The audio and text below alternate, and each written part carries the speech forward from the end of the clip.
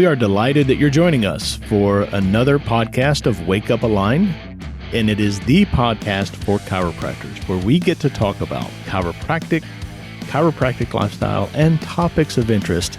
You can contact us through our email, and that is mailbag@amcfamily.com.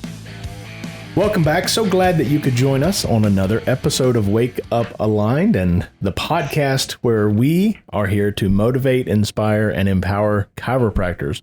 And we really do sincerely hope that you listen to these podcasts and you get energized for your week. You look at tackling the week ahead of you and really doing what you can to reach your potential and serve people that need to be served. We are here today with Tom. Tom, say hi to everybody, please. Hello, everybody. Nicely done. Good job. Yeah. And returning is the Dr. J.P. Whittaker. Hello, Dr. J.P.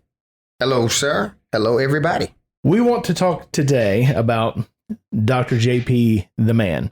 We had a podcast with you earlier where we talked about your efforts inside of AMC and further reaching a community that needs to be reached. But today I'd like to really talk about your journey and your development and some of the things that you have gone through, some of the things that you have worked on, because you and I work together, and you've shared recently, say in the last, 4 or 5 months, that things are really starting to come together for you. Mm-hmm. Yes, in the practice, we're seeing the numbers in the practice improve, but I'm really talking about the heart and the mind, right? Where you are winning the battles, the internal battles. And I think that's an inspirational message for everybody. So if you're willing to go on that journey with me today and Tom today, I'd like for people to get some insight about JP the man. All right. No problem. No problem. Tell us a little bit about where you started, when you started. Why did you decide to be a chiropractor? Let's go back to early stages. All right. No problem. So starting up, I guess I was about 8 years old. I made the decision I was going to be a doctor, and I never really had a reason to think otherwise. Mm-hmm. As a kid, a lot of my mindset was pretty positive. I thought the world was rosy. Everything was great. This is going to sound real crazy now, but I've been saying this for so long. As a kid, I thought I lived in the Cosby household. It's got a whole different concept now. Oh, that's kind of changed now. That analogy doesn't really hold like it used to. But take 2 pills and don't call me in the morning. Kind of different now. But yeah, that was kind of the case. Growing up, I guess I say until maybe about 18 years old. But 18, I started realizing that some things in my house were not as they seemed. Mm-hmm. Didn't realize the family had some problems that were kind of buried and hidden. And for the most part, they revolved around my stepfather. Mm. His demeanor, his attitude was pretty negative. He was a critic of everyone in the house. And he'd actually done some things that tore the family apart and left some traumatic outcomes with my older brother and older sister. And, I was kind of young when all this stuff happened, so I didn't really know. Right. I didn't really know what was going on. You kind of hear whispers and stuff like that. People are talking, then they stop when you come in the room, stuff like that. So some of this stuff I didn't get until I became a grown up, and some stuff started hitting me in the face, and I started realizing, that actually took place. That is terrible. Like, who does that? Right. That was kind of my response. So still had the, I'm going to be a doctor thing going on, but at 18 I started to experience the fact that life sucks every now and again. Yeah. Kind of walked into that. So in college, the way I became a chiropractor, as far as I knew, I was going to be a medical doctor, was going to be a surgeon and stuff like that. And then it was something like a college night, but it was medical schools. School I went to, Prairie View A&M University in Prairie View, Texas. It's a wonderful school. Shout out to PVU. So they took us down to an event where there were all medical schools, podiatry schools, dental schools, all in the same room at a hotel. And there was one table in the room from a chiropractic college up in Iowa. It was Palmer. Right. And the lady is in the back of the room and nobody's going to see her. So I'm like, man, she looks lonely. Like, this is not right. So I went back to the table to talk to her, and she explained chiropractic using the water hose theory, the water hose analogy. And it just made sense. Seriously, it just made sense. And at that point in time, dealing with the struggles of family, I think I kind of gotten to a point of, I need to be there already. My patience level had gotten thin. I need to hurry up and get where I'm going. Sure. I can't lean on the household anymore. Right. So what she told me was, basically you'd be 26 years old as a doctor. Average salary is 6 figures and you don't have to do residency or take the MCAT. That spoke to me. That actually spoke to me at that time. So what she didn't tell me is that to make 6 figures, you probably need your own clinic. She never said that part. She never said that. So I was, a little bit, led astray, but it's all right. So that was kind of how I got into the profession. As far as I knew, I was going to Palmer. Then I found out there was a school in Houston, Texas Chiropractic College. So going there. I noticed you didn't do a shout out for TCs. I'm just playing. Yeah, I didn't. We're going to leave it at that. But apparently the issue I have with TCC is the issue that a lot of people are having in chiropractic colleges, period. The messaging of what chiropractic is not what it was intended to be by the founding fathers and the early champions of chiropractic. It has changed a lot. Specifically, the school I went to is in the same city with the Texas Medical Center, which is one of the biggest in the country, if not the world. Right. The school seems to have spent a lot of attention trying to be accepted by the medical community.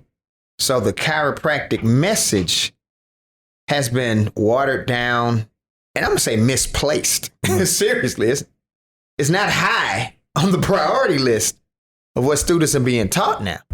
So what that left me with, honestly, was I knew exactly what medical doctor to refer a patient to for a problem. Can I do anything about the problem? I'm not sure. So I really felt like I was a great referral source. I was kind of a glorified physical therapist, to tell you the truth. Right. That doesn't breed success or confidence as a chiropractor. So getting out of school, I practiced where I could. Workers' comp, PI, that's what I learned. And I did that for about 5 years. And after a while, I was like, you know what? I'm tired of fighting with insurance adjusters. This stuff sucks. I don't want to do this anymore. So I was honestly on my way to take the MCAT. I was about to start studying for the MCAT. Like, man, I'm just going to go to medical school and be a surgeon, like I said up front. And I ended up running into some old school chiropractors who've been at it for about 20 years and loved what they were doing. And both these guys have actually passed on now. Dr. R.J. Kelly in Houston, Dr. Philip Barnwell, both those two. One of them was a Gonstead chiropractor. The other one was just a philosophy dude. I mean, he loved the profession and he spoke about it on a regular. Hanging out with them, they reacquainted me with the chiropractic message that had gotten watered down when I was in school. That had actually been kind of bashed by some of my professors. Sure. So that started something in me. Seriously. So I'm like, I'm going to explore this side of chiropractic, but I have no idea how to make money in it. Right. If I got a job as an associate in a quote unquote wellness clinic, and he hired me based on whatever he thought I could do. And I'm like, man, I'm glad you got all this confidence in me, but I'm a little shaky. Like, I don't know how to make this thing work. He hired me to run a clinic because he already had a clinic. And I was going to run the satellite office by myself. And this isn't exactly what I was looking for. Like, I was looking for somebody to learn from. So I'm going to need some help. So based on that scenario, one of my buddies had already told me about AMC. So I was like, look, I think they can help. We need to call them. So we called. We came out to a boot camp and got a lot out of that first meeting. Got a whole lot out of that first meeting. And that kind of started something for me personally. Specifically, we talked about this in the last podcast. Tom was teaching, I think, consultation, and he made a statement. And he actually said, somebody in this room is going to have to draw a line in the sand. And you're going to have to make the decision that you're going to cross that line and you're never going back. And that brought me to tears. Like, I cried like a baby for about 30 minutes because I realized that over the course of time, the family troubles, the gray cloud that I'd allowed to stay over me had been there, for a long time. And it was time to shake that thing.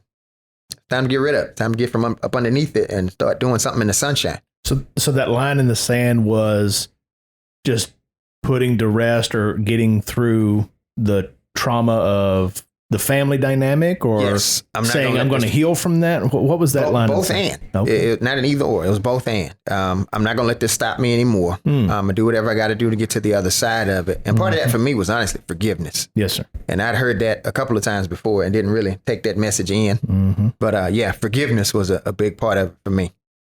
So in practice, the AMC principles worked. We used them. Clinic grew. The guy I was working for, I don't know if he was using the principles as much as I was. So after a while, it got a little difficult. Like, man, you're supposed to be leading me, dude. Like, right. This is kind of frustrating. I feel like I'm leading you. So I eventually got the idea that, I could probably do this on my own. Had a cousin who's a chiropractor also. We talked about setting up shop together. So that was kind of the plan. We were moving in that direction. Had gotten started with the Right Start program with Dr. Osborne. It's like, okay, we're going to do this. And then I got divorced. Yeah, so that changed everything. So if we say about a 10-year detour, dealing with the divorce and everything that comes with that. Side note, I don't recommend anyone try to start a clinic and you're getting divorced at the same time. I hope someone's listening. Please don't do both of them. Please pick one or the other. Right. Or just don't get divorced and start the clinic. There you go. How about that? There you go. So hopefully somebody heard that. Speaking from experience, right? Yes, sir. Please don't do both at the same time. It's not productive. So ended up with my own office in 2018. And I always said whenever I got my own clinic, I was going to call AMC back. So I did. And we've been rocking since then. So far as the man. So you guys who are sitting at this table with me, you both have played some major parts in my development. Tom helped me build the man that I am today. A lot of mentoring has gone on from him. And I needed it. I actually needed it. Just going through those years, I guess with my stepdad, I kind of been torn down consistently. And Tom helped build me up. To share with me the stuff he saw in me that I didn't see in myself. And I definitely needed that. So he started the process of me seeing myself as that positive kid that I was again, before all of life's trials kind of got piled on me. So that was needed. I thank him for it. I love this guy forever. I would fight for him. I'd actually probably go to jail for him. I can't say that about many people because I've told so many, I'm not going to jail for anybody. I'm not going. But yeah, that's my guy. That's my guy right there. So he did a lot in building the man. Dr. Shannon McMurtry has been putting in work on putting the man in the mission. So kind of bridging that gap, okay, this is the man that I am. How does that man go about the mission and what needs to be done for patients, for the diversity branch, for other docs, and for just my own portion of the planet. Yeah. Yeah, how do I engage in the mission of blessing through my efforts, all that God says should be blessed? So I thank the both of you. Definitely thank the both of you for all you've done. I mean, it's not stopping, but I appreciate what's been done already. So, I thank you for that. I received that, and I consider it a privilege to work with you. Right? You're a very high caliber man with a lot of potential, right? And you may not see the potential, but you don't shy away from that potential. And not everybody approaches it that way, Dr. JP. So, I appreciate it very much. I'm humbled by those words, but for me, it's really a labor of love. It's a privilege to work with you, I think. Appreciate that. Yeah. Appreciate it. So, I guess I say the biggest part of this for me so far as the growth, the change, the kind of got it moment is, you talked about this at one point, engaging in the process. Yes, sir. Engaging in the process. So I think I've kind of always been an arrival point guy, looking at the destination, I can't wait till I arrive. Right. I can't wait till I get there. Can't wait till I get there. Realizing now the process of getting there is really the important part. And that's where the work is. That's where the focus should be. That's where the hustle, that's where the fire should be spent. If I've got to call up the IRS, for a new tax ID number, I hate it. Sure. I don't want to be on the phone for 2 hours, but this is a part of the process. Right. So let me sit down. Let me actually get this done. Pick out a time when I can spend this kind of time. For those who don't know, the IRS is open till 7 p.m. You can actually call them at like 5:30, 6 o'clock, and you'll probably get on with a human a whole lot quicker than if you tried at 8 a.m. It's just stuff I've learned. But just engaging in the process, just taking those steps that are necessary to get to the goal. That's never been the fun part for me. Right. It's never been the fun part, but I'm realizing now those are necessary, and that's actually where I kind of focus now, because that has been a weakness for years, just engaging in the process. People want to run a marathon, but that first mile has to happen before the second mile. Yes, sir. And then the second mile has to happen before the third. Like, you're not going to jump from the starting line to mile 26. It doesn't happen. So that's life. That's life. That's definitely a big part of the transition for me now in practice, and it's working. So many people, it's I can think of all the different examples, but so many people. That's society in general. They're just constantly looking for that shortcut. They're constantly looking for, I want that destination. That's what I want. The whole society is built off of I want this. And it wasn't all that long ago, I was sitting with somebody, a friend of yours actually, and he said, he goes, I want to be a 6-0 man. And I was like, what? Oh, 6 zeros. And $1 million.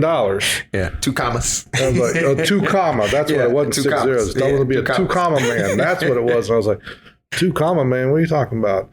And $1 million. I was like, well, Doc, I said, it's not about the $1 million. I said, you got to think like $1 million. You got to act like $1 million before you ever get to hold the $1 million.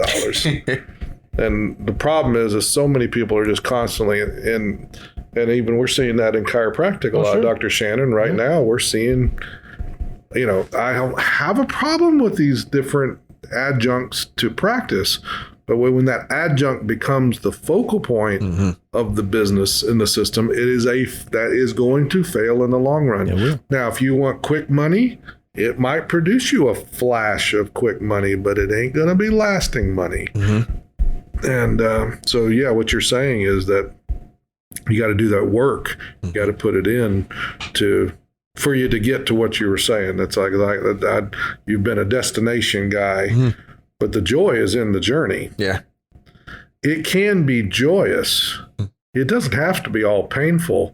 Even as you're learning, even as you go through your storms of life, you can make storms fun and joyous. Yeah. I remember, I know this shows for Dr. JP, but my story, and mine's no different than anyone else's. Everyone's got their stories. But I remember looking up at the bottom. I can tell you exactly where I was when I went to the kitchen and opened the cupboard and there wasn't anything in there. I remember what it feels like to not know where that next meal was coming from. And I think that's part of the reason why I'm good at what I do, because I can relate with people and such. But you know what? Do you know some of my favorite memories, my happiest times, are found in the same season when the cupboard was bare? My favorite times as a family, some of my favorite memories with my parents, with my grandparents, some people get to hear, you've gotten to hear some of my granddads, you went to Melbourne, Florida with me, right? And wait a minute, am I talking about? We went to the cemetery and visited his grave, right? And some of his principles and some of the things, the lessons. Do you know when I learned those lessons? When I was at my rock bottom, when I had time on my hands, and instead of sitting there, woe is me and everything, I'm out there, teach me something. I'm learning. I want to know. So everybody has their story and things of that nature, but it's you can find joy in the journey. And that's key. And that's back to, I think, a previous podcast show we did is it doesn't matter what storm you're in. The key is to find things that you're thankful for. Because if you can find thankfulness in the moment, you'll get to that destination. And then when you get to that destination, and by the way, name me something that back in the day that you really wanted, right? It was like, what's the destination? I got to get there. You know, one that steps dunking out. A basketball. Dunking a basketball. Yeah, well, I mean, that's not something I can relate with. So we can lower the goal down to 7 feet. I was good on the 9-foot rolls. JP knows where the 9-foot playground. Foot, everybody was Shaquille O'Neal. I knew where the 9-foot playground was. Yeah, that was not what I was meaning, dunking a basketball. But here's the point I was going to say is that if you're after the destination, you're going to be disappointed when you get there. Because most of the times, if it's that, if it's a Porsche or it's a house or if it's, when I get to that 2 comma, those 2 commas, by the time you get there, you find out it has no salt, it has no flavor, and it does not satisfy. And then it's about, well, what's the next thing? So what's the next thing? So if it's always about the destination, you're not having any fun during the journey. So it's key to keep that in mind as you're progressing through that.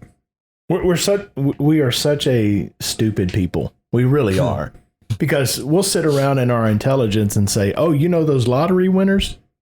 Well, statistics say they're going to be worse off in 5 years than they were before they ever won the lottery, right? And we'll all nod our head and agree and pat each other on the back. And buy a ticket. Then we get in our own house and we're like, yeah, but I'm all about that destination. Right? Same thing's going to happen to you. You get a destination without earning it, without being able to sustain it. You might have a flash in the pan, but woe be unto you because the bad days are coming and they're going to be worse. Because you don't have the ability to keep that. You haven't earned it. Yeah, not true. So yeah, that journey is the biggest part of it. My church is studying a book called Rooted and Grounded. It's a Bible study. And I'm actually doing it at home with the wife and kids. So part of what we were covering last night was how your difficulties and your sufferings and your hard times develop the character of Christ in you. Yes, sir. And, one of the analogies I used with one of my sons, Deuce, I was asking him, hey, I know none of us like these hard times. None of us like this suffering. None of us like it when we got trials and tribulations. But if you think about it this way, if you're in the gym, can you get stronger unless you have to lift more weight? Right. And he was like, no, that's the only way you build more muscle. Yeah, going through things actually help you get to the point of character. So where you can handle going through things. Like we don't develop those muscles otherwise. If there's no trial, there's no triumph. Yes. They go together. Yes. They go together. So yeah, like I see it now and I get it. So, whatever comes my way, it's all right. We're gonna be all right. I know Tom said a long time ago, his identity is humble confidence. So he's still working on the humble, by the way. Do you remember the definition of that, though? That's a good one to bring up on this show. Confidence that you're going to get through it, but humble enough to understand that you can't control what's coming. Pretty close. Humble enough to know that I can't control everything that's coming. Confident enough that I can handle whatever it does. Yeah. Yeah. Yep. But you have it in you. You have it in you, even if it's God within. Because greater is he that is in you than he that is in the world. Absolutely. Unto him that is able to do above all that we can ask or think, according to the power that work within us. Yeah. That's the confidence of whatever does happen, we'll be all right. We'll figure it out. But humble enough to know you can't control it all. Because when you try to control it all, you want pure insanity. You want to go nuts, try to control it all. It will drive way too much. you nuts through anxiety. Yeah, I mean, it leads all of them. I mean, you can go down that when you're trying to control it all. And I know I keep referencing the Bible, but it's easy to do with JP, right? That's what we do. Right? That's the best book ever written. The best books ever written. Do you know that when you're trying to control it all, you can't actually conduct yourself in agape love. Love leads, when you're loving, then you're going to be humble. Mm-hmm. Love is gracious. Love is merciful. Love is good. Love is kind. Mm-hmm. Yeah. Right? And when you're trying to control it all, you're all about self. Yeah. You can't, it's going to be very hard to express agape love when you're trying to control it, because control is about selfishness. Yeah. Anyway, there's your lesson for the day. I think that's what I've got to add to the show today. Gotcha. So I'll wrap it up with something I shared with Dr. Shannon here recently. One of my favorite pictures of myself for years has been my college ID. I was 18, and this is before I realized all the trials of life and what was going on at home. I was, bright-eyed kid ready to take on the world. My first day on campus, like, yeah, let's go, let's get it. And then the stuff happened. So for years, I've looked back at that ID and remembered who I was in that picture, and I've longed for that guy. I miss that guy who just bright-eyed, bushy-tailed, rose-colored glasses, whatever you want to call it. You were the Michael Jordan on campus. Told you we'd bring up Michael Jordan eventually. I didn't do it. It was me. But I don't even know how this happened. I think I was just riding in the car on the way home one day, and I realized something just through all the mindset work and the affirmations and staying in my Bible and just paying attention. I realized I'm back to that kid again. My mindset is back to that 18-year-old who's ready to take on the world. Like, yeah, I got it. Like, these goals are coming. Like, this is not hopefully I'll get it. It's like, no, this is where we're going. Like, I'm back. And the blessing in it is I'm back with the full understanding of how much the world can throw my way. Like, I'm not clueless to that anymore. I know exactly what kind of trouble can come. But God's got me. Uh-huh. We're going to be all right. He has built some muscle within me to be able to keep moving, not get bogged down in the unforgiveness, not hold this against people, not sink into, oh my goodness, he's not on my side. No, he's on my side. I know it. This is just a part of what we got to go through to get there. And whatever this is that he's using this for is in my best interest, and it's for everybody else involved. So the scripture I lean on consistently is Romans 8:28. My wife and I throw it at each other on a regular basis. It says, for we know that all things work together for the good of them who love God, who are called according to his purpose. All things literally means all. Yeah. The good stuff that you like and the bad stuff that sucks. Like, both of them play a part in taking you to your final destination. With that understanding, there's no need to bog down, get depressed, and I can't believe this. Hey, it's working for my good somehow. I don't see it today, but eventually it's going to come around. Okay, I see how God used that thing to take me where he wanted me to be. No, that's, the joy is back. That kid is back in a 47-year-old body. No hair on the head and some in my ears now. What was the hairstyle back then? Did you rock the fade or what? Yeah, I did. It was the low cut with the waves and faded off around it. Yeah, I could see you with the fade. That was it. Yeah, that was it. And I had just got something that was like a mustache. Oh, really? It wasn't full, but it was something like a mustache. Yeah, it was something like it was a faux stash. If I trimmed it, it looked nice. Like the little shadow would form. Like, yeah, Michael Jordan. He's Eddie Murphy on canvas with that laugh and that mustache. Hey, that was my guy. That was my guy. Hey, I tell anybody, honestly, I didn't want to be Michael Jordan when I was a kid. I wanted to be Marcus Graham. He was a character out of the movie Boomerang. Yeah. I was like the smoothest dude I'd ever met. Boomerang smoothest reference. dude I'd ever seen. I was like, I don't want to be Marcus Graham. Boomerang reference. Wow. I didn't see that one coming. No, that's out of the blue right there. That's out of the blue. Yeah, that was the guy. But yeah, if we do use the Michael Jordan reference, though, one of the things so I love The Last Dance, the docuseries out about him. One of the things I took from that was the fact that with every obstacle he faced, he went back to the drawing board, improved himself to figure out how to overcome it. They say that the Pistons were his biggest challenger, to him winning the championship. And after they lost to the Pistons the last time, he really started to focus on his teammates. Like, let me push them. I'm great. Coach wants to do something different with the team so everybody else can be better. Let me embrace this because this is a part of the process of winning. So yeah, they say every summer, you know, he worked on a different part of his game. So he always came back with something else for the next year. Took a weakness, turned it into a strength. So, you know, you thought his jump shot was bad. Okay, now he's killing you with the jump shot. You know, thought his defense was suspect. Okay, now he's the defensive player of the year. Like, what you got? So yeah, just that consistent and engaging in the process of becoming just a little bit better every day, every step. So yeah, that's where I am now. Appreciate you sharing that. Everything. You know, your journey is my journey.